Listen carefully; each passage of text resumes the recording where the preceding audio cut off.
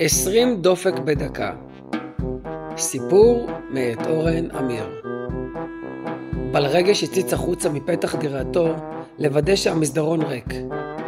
עניין זעום לו במפגש עם שכנים, ואת הדרך לפח האשפה קיווה לעבור בשלום. אלא שבדיוק אז יצא מדירתה גם שכנתו המבוגרת שיחה מלל, וזאתי תאבת שיח, ורק שתיית נוזלים ושינה הגונה בכוחם כדי לנצור את לשונה. הוא נסוג לאחור בשקט, אך לא הספיק להשלים את המהלך. בעל רגש! קריאתה הדהדה במסדרון והקפיאה אותו במקומו, ושקית הזבל בידו. הגברת בת ה-80 החלה לקצר את המרחק ביניהם בחתוליות של בת 60. היא נראתה מרוצה כזאב שמצא תרנגול. אמנם ניסיונותיה הקודמים לנהל עמו שיחה על הא ועל דא היו משולים לניסיונות חיפוש זהב בגינה השכונתית, אך היא לא ידעה נואש. שיחה מלל ניחנה בסקרנות של חתול רעב בפח אשפה, ובנחישות של חוקר משטרה לחלוב מידע, וגם ברצון אז לחלוק עם כל זוג אוזניים מזדמן כל שיעול, מחשבה או תנודה בחייה. בעל רגש קיווה שלא תשאל אותו לשלומו. הוא שנא את השאלה הזו. מה שלומך? היא התעניינה בחוסר התחשבות.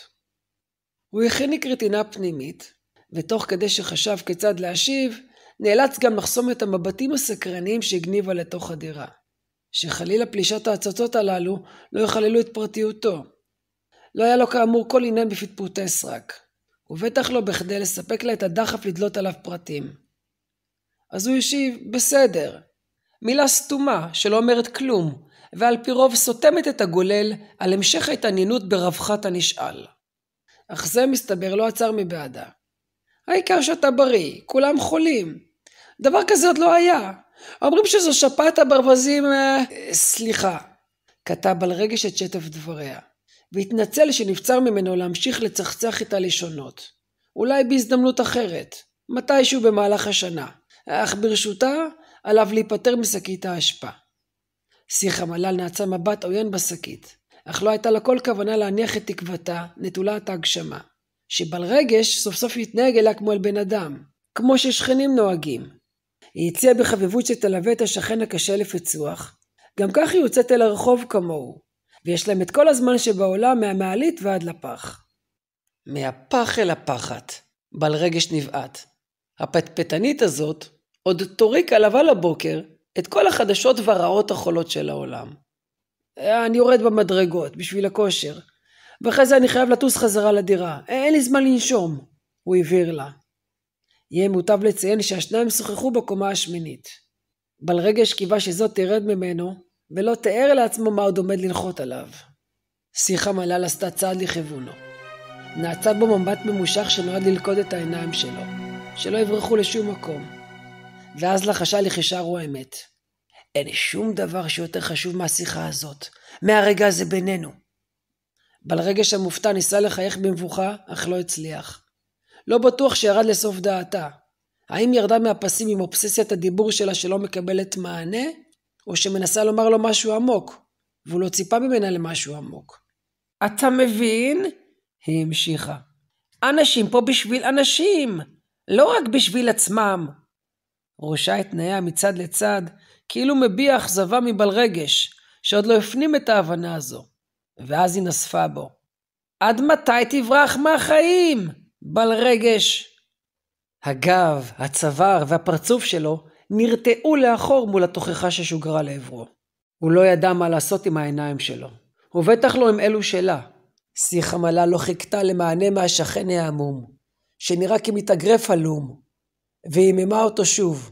תשיג לך בחורה, חתול, דג, לא משנה, לפני שהלב שלך יפוך לאבן, אם הוא כבר לא נעשה כזה.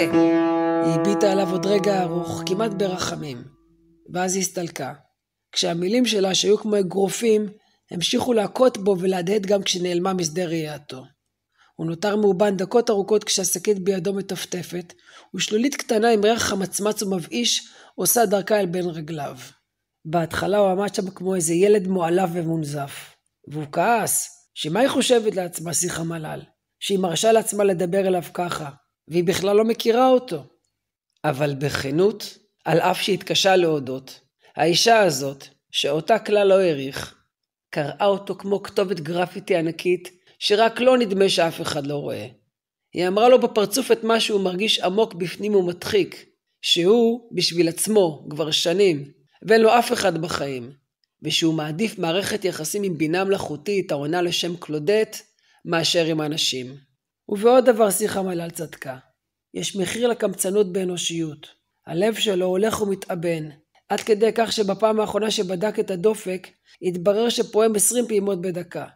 לאלוף הטור דה פרנס אין דופק שכזה. וזה לא בגלל כל הפעמים שבעל רגש עדיף לעלות במדרגות במקום במעלית. הוא פשוט כמעט וכבר לא מתרגש מכלום. חוץ מבסרטים.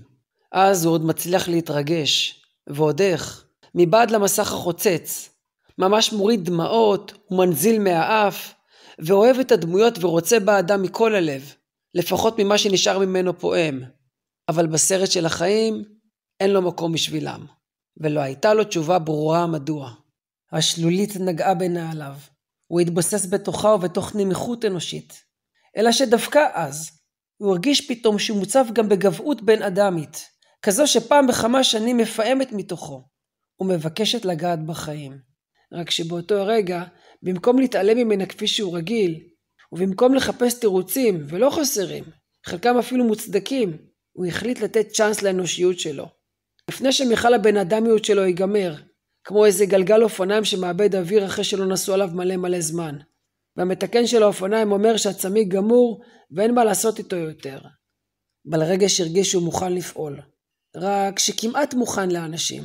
ואולי כדאי שנעשה קודם בעל חיים, כמו שהמליץ השיחה מלל, וככה יתרגל את שריר האנושיות שלו, ויכניס אותו לחושר. הוא אמנם לא הבין כלום בחיות, וגם לא את השפה שלהן, אך קיווה שיוכל לעמוד באתגר. הוא שם פעמיו לחנות בית החיות, לרכוש לו חיה, לא לפני שייבש את השלולית עם חצי גלילי של נייר ניגוב, וריסס בספרי של השירותים. מה אפשר לעזור לך? המוכר שאל מבלי לטרוח להרים את מבטו, שהיה תקוע בסמארטפון שהיה מונח על הדלפק. על שירות כזה אדיש, בעל רגש של פעם, היה לוקח את עצמו משם בלי לחשוב בכלל. הרי גם כך דרוש תירוץ פעוט ביותר, על מנת לפתור את עצמו בחיכוך אנושי. אך הפעם התעלה על דחפו. החנות נראית ריקה, אמר בזמן שהוא סוקר את סביבתו שנראתה דלילה יחסית לגודלה. יש מספיק בשביל מי שרוצה, אמר המוכר, והואיל בטובו להרים את העיניים, לבחון אם יש לו עסק. אבל כן, הוא הוסיף, העסקים חלשים, מאז שפתחו מולנו את חייזר, חנות הרובוטים דמויי החיות, שמה, הוא סימן בראשו לצד השני של הרחוב. אפשר לרכוש שם תרנגול שנראה בול כמו אמיתי, עצבני וכל זה, ומקרקר מתי שאתה רוצה, או כלב בלי ריח מהפה, שלא מנשיר שיער ונובח בשקט, וכשהוא מלקק אותך, זה מרגיש כמו איזה ליטוף כזה. הוא גלגל בעיניו כמי שאומר, מה שהטכנולוגיה עושה לאנשים, ושב הסמארטפון. זה נראה כאילו הלויאליות שלו נתונה למכשיר שלו, ומצידו, שבעל רגש יצא כלעומת שבא ויחצה את הכביש. לא, השיב בעל רגש. אני פה בשביל האנושיות, הוא מלמל. מה? תמה המוכר על תשובתו, ונאלץ שוב להטריח להרים את ראשו. הוא הביט בבעל רגש כאילו זו לא הפעם הראשונה ששמע מענה כזה. אני מעוניין בחיה אמיתית, הסביר בעל רגש. רק לא יודע איזו. מה אתה ממליץ? המוכר גיחך.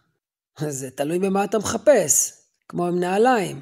יש נעליים סתם ללכת, לריצה, לטיפוס. אני לא מבין כלום בחיות, התנצל בעל רגש. לא צריך להבין, ענה המוכר. צריך להרגיש את זה מבפנים. תעשה סיבוב.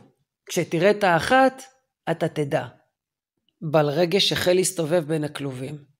הוא ריח, עשה פס בשקט, שהחיות ישימו אליו לב, בלי שהמוכר ירגיש. אבל זה עבד הפוך. הוא לא ידע להבחין אפילו בין שפן, ארנב ואוגר. את הכלב והחתול דווקא זיהה, אבל להחזיק כלב בקומה השמינית זה להיות בלי לב לכלב ולשכנים. וחתול ינשיר בכל הבית, אז זה לא בא בחשבון. וכמה שהלך הלוך וחזור, הוא לא הרגיש כלום מבפנים. וזה לא שהוא לא ניסה. אולי הוא איבד את יכולת הריגוש ואין לו את זה יותר. זה היה מתסכל. הוא הרגיש אבוד ולא שייך, וחשב כבר לוותר. רק שלפתע הבחין ביצורה שקראה על הברכיים בשקט, ליד אחד הכלובים. שערה אדמוני, ולשם שינוי, הייתה נטולת פרווה, והיה לה ריח נעים. היא נראתה שונה מכל מה שראה עד עכשיו. בעל רגש ניגש למוכר והצביע עליה. מי זאת? הוא שאל בשקט. זאת רוז, היא חדשה פה. המוכר גם לחש. הגיעה לפני כמה ימים. אמרה שהדופק שלה ירד ל-20, ושהיא צריכה להתחבר אל האנושיות שלה שעוזלת או משהו כזה. הוא הביט בבעל רגש שהיה עמום, ואז הוסיף. אותה קונים, אבל לא בכסף. אם זה מה שעושה לך את זה, אתה יודע. אני לא שופט. בעל רגש נשם עמוק ואז ניגש אליה. הוא השתדל לא לתת לה תחושה של פולש. הוא אמר לה שלום. זו הייתה הפעם הראשונה מהרבה זמן שהוא אמר שלום והתכוון לזה, מכל הלב. רוז הביטה בו, והוא הביט בה. ולשניהם הדופק באותו הרגע עלה ל-25 דקה.